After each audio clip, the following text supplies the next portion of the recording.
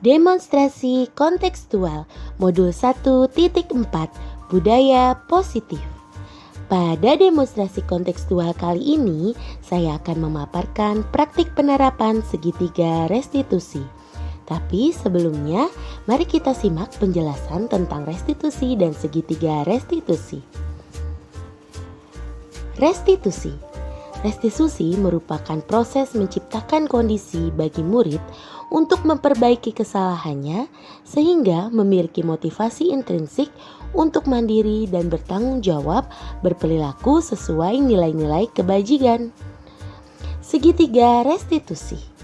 Segitiga restitusi merupakan proses dialog yang dilakukan oleh guru yang membantu murid menjadi lebih memiliki tujuan, disiplin positif, dan memulihkan dirinya setelah berbuat salah. Murid dapat kembali kepada nilai kebajikan dan menguatkan karakter mandiri, bertanggung jawab, konsekuen, dan berkomitmen untuk melaksanakan disiplin positif. Melalui segitiga restitusi, ketika murid berbuat salah, guru akan menanggapi dengan mengajak murid berefleksi tentang apa yang dapat mereka lakukan untuk memperbaiki kesalahan mereka, sehingga mereka menjadi pribadi yang lebih baik dan menghargai dirinya. Berikut adalah tahapan segitiga restitusi. Yang pertama adalah menstabilkan identitas.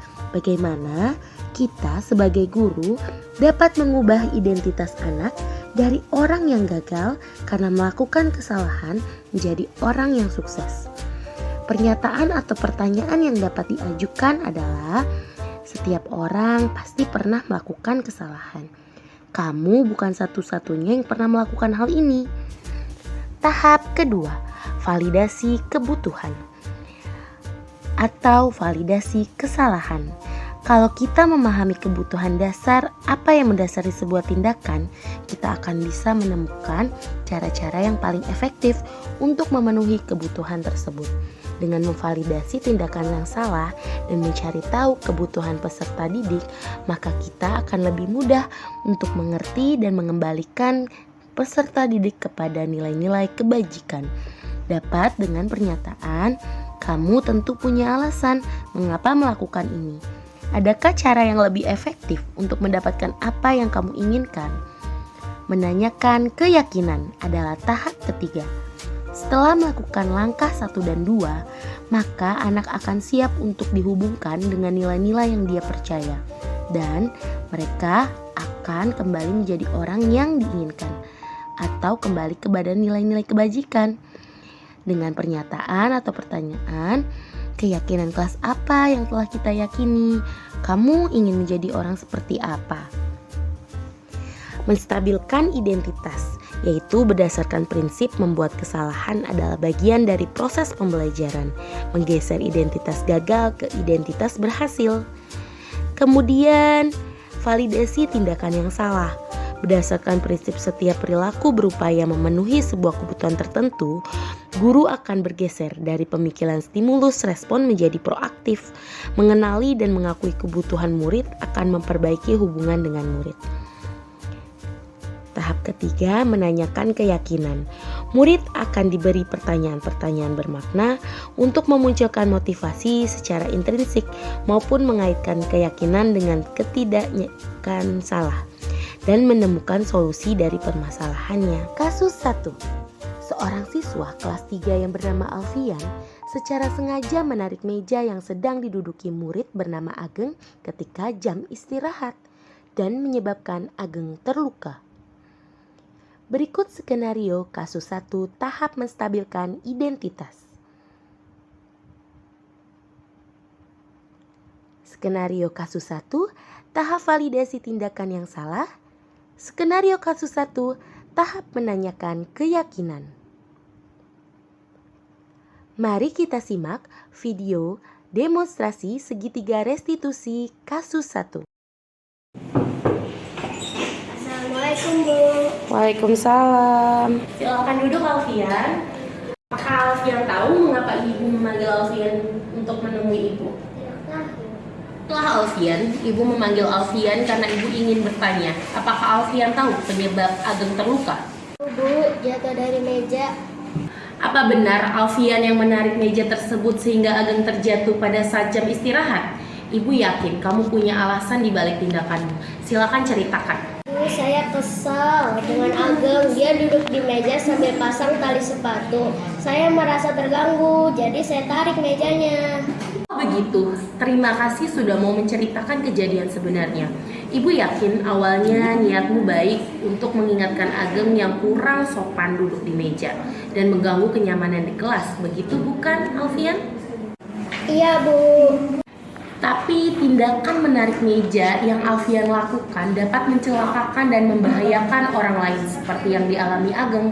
Menurut Alfian, tindakan ini salah atau benar? Iya, Bu. Saya salah menarik meja. Maaf ya, Bu.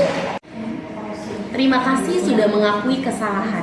Ketika memutuskan melakukan sesuatu, Alfian harus memikirkan apakah tindakan itu benar atau salah. Iya, Bu. Alfian, ingat tidak apa keyakinan kelas kita?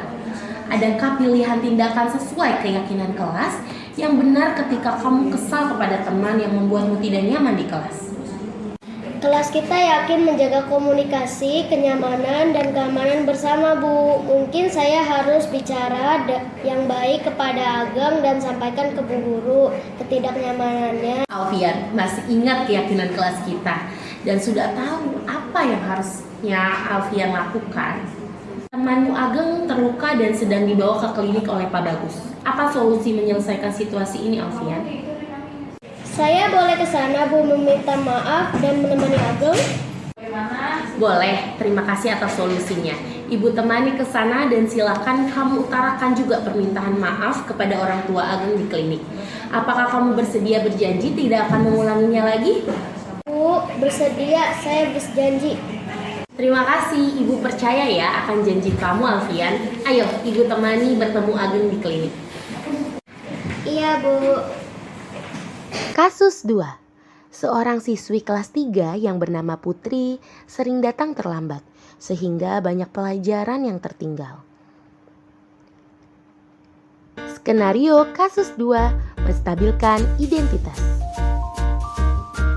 Skenario kasus 2 validasi tindakan yang salah.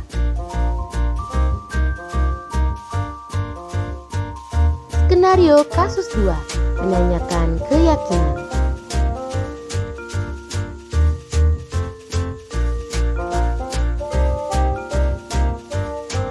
Mari kita simak video demonstrasi segitiga restitusi pada kasus 2. Assalamualaikum, Bu. Silakan duduk, Putri. Apakah Putri tahu mengapa Ibu memanggil Putri ke sini? Tidak tahu, Bu. Putri, Ibu perhatikan Putri sering telat datang ke sekolah ya? Iya, Bu. Seingat kamu, sudah berapa kali kamu terlambat? Bu. Sering terlambat itu termasuk suatu kesalahan atau tidak? Iya, Bu. Baik Putri, berbuat kesalahan itu manusiawi. Setiap orang pasti pernah melakukan kesalahan. Yang terpenting, kita bisa belajar dari kesalahan tersebut dan berusaha untuk memperbaikinya. Gimana? Setuju atau tidak? Setuju, Bu. Putri, mari kita cari solusi bersama-sama ya. Iya, Bu. Putri, kamu sering datang terlambat, pasti ada alasannya kan? Kenapa Putri sering datang terlambat? Karena saya sering begadang dan main HP, Bu, sampai larut malam. Jadi saya kurang tidur. Alhasil paginya saya bangun kesiangan, Bu. Jadinya terlambat datang ke sekolah, Bu. Baik, terima kasih sudah mengutarakan penyebabnya. Putri tahu keyakinan kelas yang sudah kita sepakati?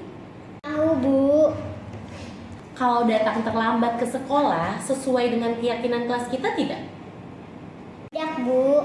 Menurut kamu, keyakinan kelas apa yang sudah kamu langgar? Gai waktu. Betul, menghargai waktu itu penting dan sangat bermanfaat untuk kita. Seperti kita dapat menghargai orang-orang yang ada di sekitar kita. Jadi, kita bisa melatih rasa kepedulian, Putri. Iya, Bu. Saya menyesal sudah sering datang terlambat. Saya mohon maaf sudah sering terlambat. Putri, sikap yang sangat baik sudah kamu lakukan dengan cara meminta maaf. Menurut kamu, apa yang akan kamu lakukan agar tidak datang terlambat lagi ke sekolah? Saya akan tidur lebih awal dan tidak bergadang lagi agar tidak terlambat datang ke sekolah, Bu. Baik Putri, kamu sudah menemukan solusinya dan ibu akan bekerja sama dengan orang tua kamu agar tidak datang terlambat lagi ke sekolah. Sekarang silakan kembali ke kelas ya. Terima kasih. Terima kasih, Bu. Sekian demonstrasi kontekstual modul 1.4 budaya positif. Semoga kita sebagai pendidik dapat memahami dan menerapkan segitiga restitusi kepada murid-murid kita agar mereka dapat mencapai kebahagiaan setinggi-tingginya dan kembali kepada nilai-nilai kebajikan. Terima kasih, salam dan bahagia guru hebat.